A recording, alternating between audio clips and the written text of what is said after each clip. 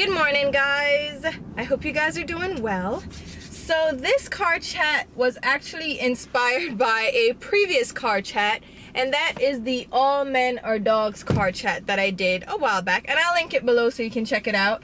But in that video I was discussing the fact that, you know, hey, you can't just walk around with the mentality that all men are dogs. There are good men out there, right? So one comment said to me that I was in denial and that my husband is going to cheat on me, and I'm just sitting there in denial, and when it happens, you know, poor me. You know what I mean? Like, poor, she's pitying me, poor me, because I'm in denial. Yeah, and then somebody commented, like I saw that comment, and then somebody else commented yesterday, and they were like, yeah, she's in denial. Most men are dogs, most men cheat, most men that, and I'm in denial, right? I'm the one in denial, and she pities me.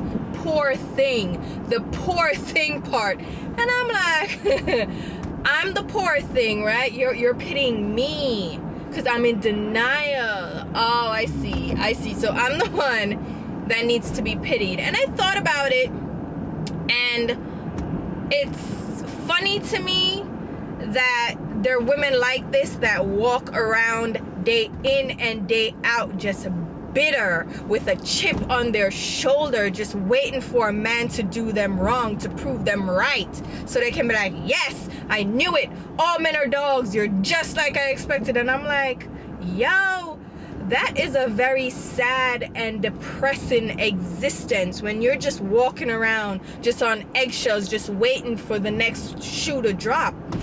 And I found the comment funny because they were pitying me, like they were saying, poor me for having my positive outlook that you can find a good man. There are good men out there. I've known good men. I've met good men. I know good men right now. And, you know, don't just walk around thinking all men are dogs, because some are actually really good men. And they're pitying me for that outlook. And I'm just like, you don't realize that you are the one that has the problem. You are the one that's in denial. You're the one that should be pitied. Because I would hate, and I made it a point not to walk around with this chip on my chip on my block, this chip on my shoulder, just waiting for a man to prove me right. You know what I mean? Just waiting, like, I told you so, all men are dogs. What kind of life is that, to walk around and just bitter, and you just bile in your stomach, you're just angry, and my goodness, that is just a sad and depressing existence, trust me.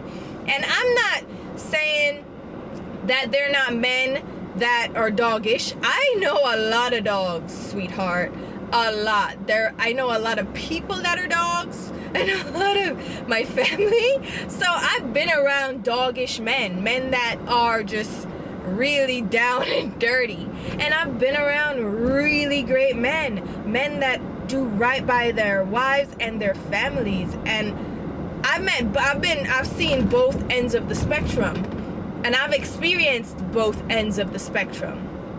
And it doesn't stop me from having a positive outlook. Like, it doesn't just dominate my life. Oh, the negative supersedes everything else, so therefore all men are dogs. You know what I mean? If you walk around with that in your heart and in your soul, it brings you down. Like, to walk around with that kind of negativity, isn't that like a task? Isn't that a chore, to walk around just bitter all day? Doesn't that just make you feel every day? Like, don't you wake up like, another day? You don't wake up positive and bright, like, yay, you know, like, believe in the good of people. And I realize that it's somewhat of a defense mechanism, and these women have probably been wronged in their lives. They probably dated someone that cheated on them, that beat them, that had women all over the place, had children on them, and they just assumed that that's how men act and that's how they're expected to be treated day in and day out. Maybe they didn't have a positive father figure in their lives. Maybe they didn't have a positive male figure growing up. Maybe the men that were in their lives were really doggish and had doggish tendencies, and they just automatically blanket assume all men are like that. And that happens, and that's something that you need to address in your life. You have issues that you need to work out, sweetheart. Get some therapy, work on yourself, because it's not doing anyone any good, and it certainly isn't doing you any good to walk around with that chip, to walk around with that bile in your stomach just bubbling up, you know what I mean? And I never had a dad around. My father, he was a deadbeat dad, but I don't walk around like, oh, my father was a deadbeat dad. He just didn't exist in my life. Okay, keep it moving. And my husband likes to tell me that I had daddy issues.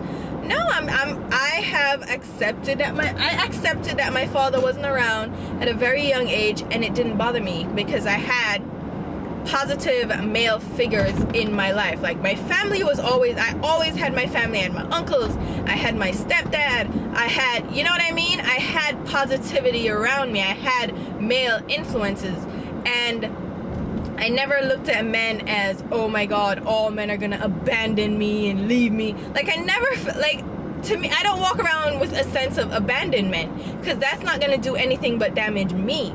Like, my dad is quite fine with his other family having a grand old time, right? Not considering me. So why should I walk around with this issue of abandonment and feel it in and let it bring me down? You know what I mean? I accept it is what it is. Everyone's human. People make choices, make decisions, and sometimes they're selfish. They're selfish. I hate that word.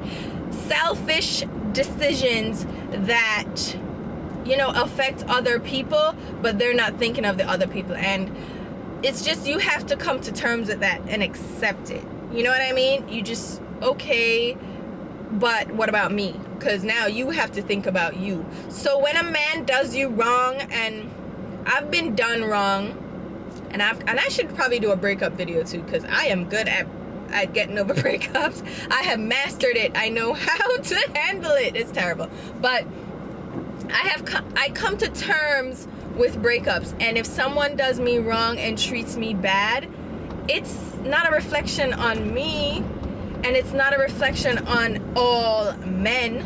It's a reflection on them, and I don't cut all men off because of that. You live and you learn, yes. So don't think I'm going around making the same mistakes as I've made when I was really young.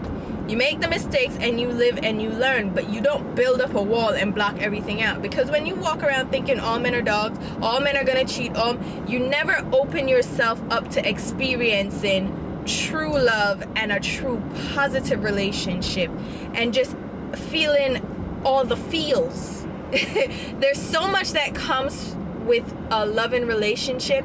It makes you feel really good about yourself. It makes you feel really good about that relationship. It's a really awesome feeling to be in a really solid, positive relationship, and to really give yourself over to that relationship and give yourself over to love. It's a really good feeling. You've seen couples in love and you're like, watch them now. But they're in love and they're fully embracing it. And when you put up this wall thinking all men are dogs, you're never going to allow yourself to fully immerse your heart and your feelings and everything into that relationship and completely feel everything. You know what I mean? And you're like, oh, well, I'm going to end up getting hurt. So end up getting hurt. But at the end of the day, you can say you experienced what it felt like to be in love, completely and utterly in love, and you felt the butterflies, and you felt heady, and you felt high, and you couldn't wait to see him. You felt that, and at that point it was great. It felt great. And if he ends up breaking your heart, Yeah, brokenhearted, you hurt. Yeah, deal with it, go through the process of mourning and move on. It's just like anything else in your life. It's just because you're walking around blocking out everything, you're never gonna experience it. You know what I mean? Like, if you block out, oh, I'm not gonna try that activity because I'm gonna get hurt, or I'm not gonna eat that food because it's gonna make me throw up, you never truly get to experience the things. You know what I mean? You never truly get the full feel, the full experience, because you're so scared. You're not gonna go in a plane and fly to a different country because you're afraid of the plane. Like, you're limiting yourself. That's the perfect way to put it. You're limiting yourself by blocking out these experiences because you expect all men to be dogs. You have now limited yourself in relationships. You will never truly feel and immerse yourself in a loving relationship because you're just waiting for the minute that he's gonna cheat on you, or he's gonna hit you, or he's gonna do something that you're just anticipating, and you're just on edge. And while you're in the relationship, you're never enjoying it fully because all you're wondering is that, oh, I gotta check his phone, I gotta check where he's at, GPS locate him, I gotta do all this and scan through his photos and scan through his messages and scan through his calls, because you're just waiting for him to cheat. And that's your existence. Yeah, you probably affect him too, but at the end of the day, that's you. You're the one walking around bitter and just the bile is bubbling up. So don't pity me. Don't pity me, sweetheart. Pity yourself and work on yourself and your issues. Because at the end of the day, if my husband cheats on me, hits me, gives up on our marriage, and something happens, guess what? Life moves on. The world is still spinning. I'm still alive, and I gotta press on and keep it moving. It's not gonna end my life, but guess what? I'm not gonna use that as an excuse to not fully commit to my relationship and give my all to my relationship and my marriage, and hoping that he's doing the same. If he does, that's awesome, and so far that's what he's doing. We're fully committed to a relationship, and we're really enjoying being married. I'm one of those people that I'm happily married. I'm not sitting there like, oh, marriage sucks. I am happily married. So if something happens down, nothing is guaranteed. If something happens down the line, I gave my all. I know I gave my all, and I experienced it and enjoyed it while it happened.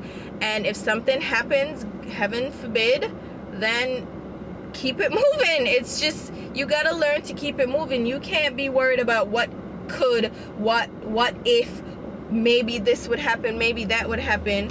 Yeah, anything can happen, but you're not gonna sit and dwell on that and limit your happiness because of that. So that's pretty much what I'm saying. So let me know what you guys think in the comments, and I will talk to you soon. It's Dunkin' Donuts time. See you later. Bye.